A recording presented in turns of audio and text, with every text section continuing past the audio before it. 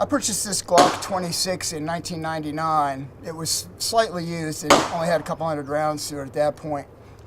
Now here in March of 2015, this has had well over 120,000 rounds through it. So I think I can give you a pretty good review of this pistol.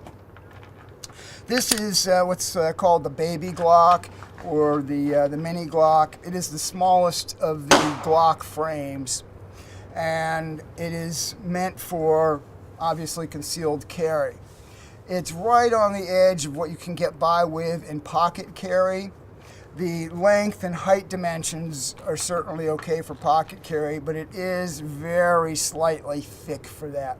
I actually did carry this for a number of years in a pocket holster quite comfortably.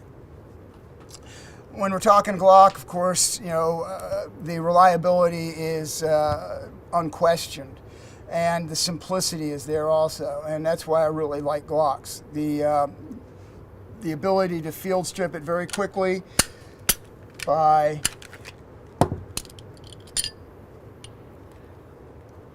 is very easy to do and very quick. Reassembly is also. The only issue with disassembling the Glock is before you disassemble it, you have to pull the trigger. And some people don't like that. They think it's unsafe. And it's just a matter of you remembering that you are pulling a trigger on a gun, that even though you know it's empty, it's still a loaded gun. You need to do what you need to do with the loaded gun. So you point it in a safe direction, verify that it is empty. Doesn't hurt to check twice, pull the trigger, and now to unload it or to field strip it, we need to pull the slide back a little bit to take the pressure off of the slide lock. I like to do that just by gripping around the back strap and over the slide, and then pinching a little bit, and then pulling the slide lock down on both sides, and then letting the slide go forward. Recoil spring comes out, barrel comes out, and that's as far as you need to go for most of your processes. Just cleaning the gun, that's as much as you need to do. But what I really like about the Glock is its simplicity. It's only 28 parts. So with one pin, you can totally disassemble it. So there's the top of the front two pins. There's the bottom one. Now I can take the barrel lock out. There's the slide release lever. Punch this pin back here. Here's the trigger system. That's easy to take apart. So now I've almost entirely stripped the frame, the slide, push down on the striker, and then I can push the back of the slide cover off. Now the striker comes out, the extractor spring, and then the extractor pops out pretty easily, and the striker safety plunger. So now the slide is totally stripped. 28 parts total.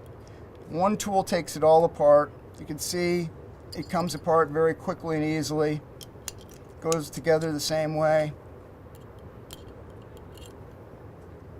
And that's a huge advantage over every other gun. I don't know another pistol that is that simple. And simplicity leads to reliability. While I'm here, let me show you the barrel. This is a Barstow barrel, and I put this in at 80,000 rounds, not because the other barrel wasn't working anymore. It was just that it was kind of shot out, and when I first got this gun, it would shoot 2 to 2.5 inch groups at 25 yards if I did my part. But then I started noticing the groups opening up, and I couldn't do much better than 6 to 8 inches, and I realized that the barrel was shot out. That was around 80,000 rounds. So I decided to replace it with a Barstow barrel. And believe it or not, this isn't any more accurate than the barrel that the pistol came with. It's still 2.5 inch groups. It does have actual cut rifling in it, which does give you the advantage of being able to shoot cast lead bullets, which you're not supposed to shoot in the original Glock barrels. because of the polygonal rifling and the issues that will develop from repeated shooting of lead bullets through the polygonal rifling. So there's that advantage. The downside is the chamber is very slightly tighter than the factory original, so it's a little bit more picky about ammunition, and for no real benefit as far as accuracy. So if you do get to the point where you need to buy a replacement barrel for your Glock, I just go with factory.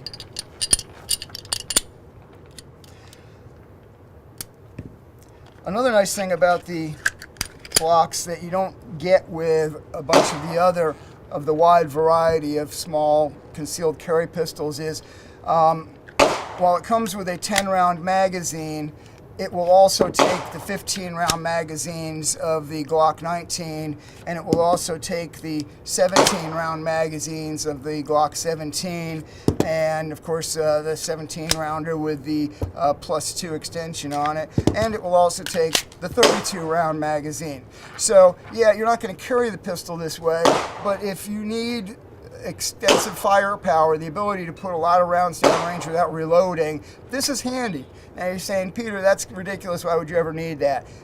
If you're asking me that question, you've never been in a situation where there's been civil unrest, the aftermath of a hurricane, the aftermath of a court decision that's gone badly, and you're dealing with not one or two bad guys, but you're dealing with 8 or 10 or 20 or 30 of them. At that point, this starts to be not quite so ridiculous. I normally carry the pistol with the flat magazine, and a lot of people don't like that because there's nothing for your pinky to go on. I just wrap it around underneath, and that actually is an advantage strength-wise, because when you're making a fist, what makes the fist strong is the pinky coming in. So with that pinky wrapped around down there, it actually lends a lot of strength to these two fingers that are on there, and it makes the gun shorter. If you put the extended magazine on there, the height with the extended magazine to here is the same size as the Glock 19, so you're not gaining anything. If you're going to carry the magazine with the thumb or the finger rest on it, you might as well get the Glock 19 and have the longer barrel and have the advantage of a better sight radius and a little bit more velocity. This is meant to be carried as a concealed gun. Use the flat floor plate. All right, rear assembly of the frame is straightforward. The trigger group goes in first. Make sure that the cruciform part of the trigger bar is against the disconnector. Put in the rear pin. Put in trigger ramp. Then this is the important part. Put the top pin in first, because some people will get that backwards and they'll put the slide release in first and then put that top pin in, and then you'll break this spring here. So top pin goes in first, then the slide stop, then the bottom pin. If you're having trouble with that bottom pin, wiggle the slide stop. That's actually what retains that in there. Push it back and forth. The hole is actually slightly oval in the slide stop. Let me show you that. This hole here is actually very slightly oval, so you can push it back and forth and disengage that bottom locking pin.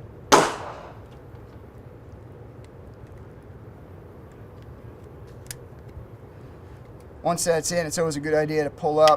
The default position should be down, so it should snap down.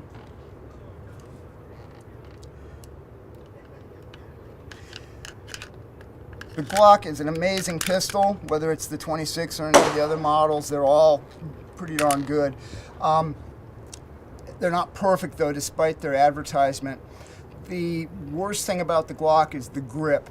The angle is slightly off. Now, when we're talking about the angle, I'm talking about the angle from the bore to the grip is off by a couple of degrees from what's natural, so that when I go to push the gun out, it tends to point upwards a little bit for me, and the front sight will be high, and so I have to learn to cock my wrist down.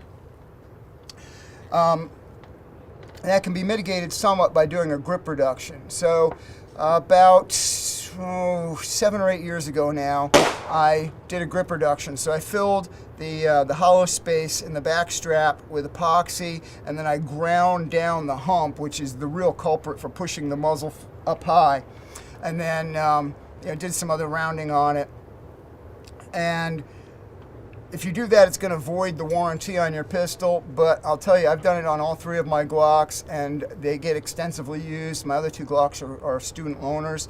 This pistol has had 40 or 50,000 rounds through it since I did the Glock grip reduction, and it's been fine. There's no issues at all. So I can recommend that if you're brave enough to void the warranty on your $500 pistol. The other thing that is weak on the Glocks is the sights. They make the sights out of the same material as the rest of the frame, so it's glass-filled nylon, and they're just awful. The slightest bump and they get dinged up. It doesn't take much for them to pop off. So if you're going to do nothing else to your Glock, you should change the sights to something made out of steel. If you want tritium or fiber optic, or the combination as I have here, these are the True Glow TFO tritium fiber optics. I love them because they're bright in daylight and also bright at night. I'll give some artificial sunlight here, and you should be able to see what they look like.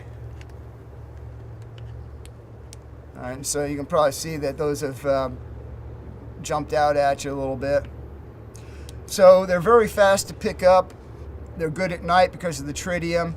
Yet it still gives you a classic sight picture of a flat front top of the front sight and a flat top of the rear sight. So you can do precision work. So speaking of precision work, let's load this up and do some shooting. Okay, you got introduced to my everyday carry gun, the Glock 26. Let's see how she shoots. Let's start off with the flat magazine that requires me to curl my pinky underneath.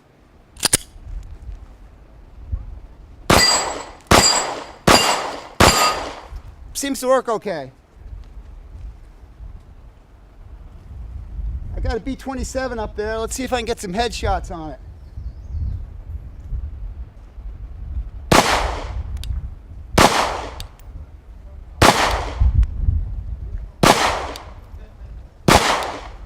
And how about a failure drill? That's a failure. Cool thing is, Glock 19 magazine fits perfectly.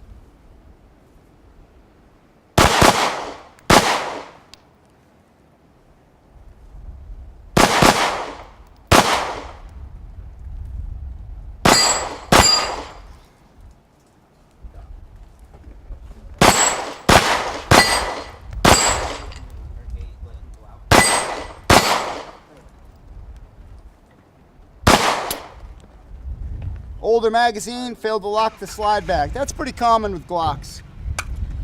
And now it's time to whip out my happy stick. Woo-hoo!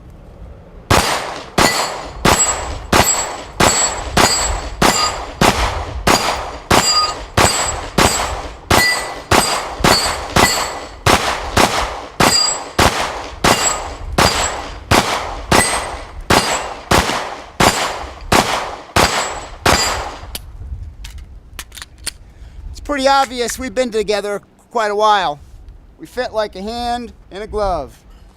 Interestingly, that's not a bad metaphor, because your brain actually maps the tools you use on a regular basis, and this has been in my hand for so many hours that it is actually literally a part of me.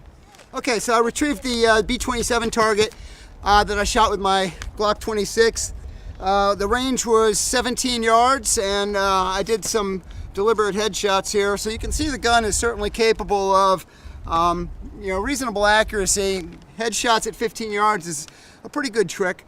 I wasn't trying my hardest. I was shooting at a pretty rapid clip of one shot every second and a half or so, so that's pretty happy making.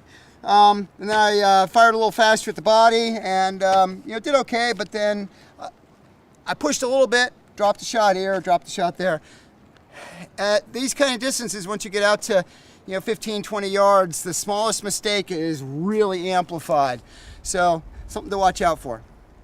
I'm Peter Burlingame of the Self-Defense Initiative. This is another wonderful Wednesday Weapons. Thanks for watching. Be safe out there. Please subscribe and tell your friends about us.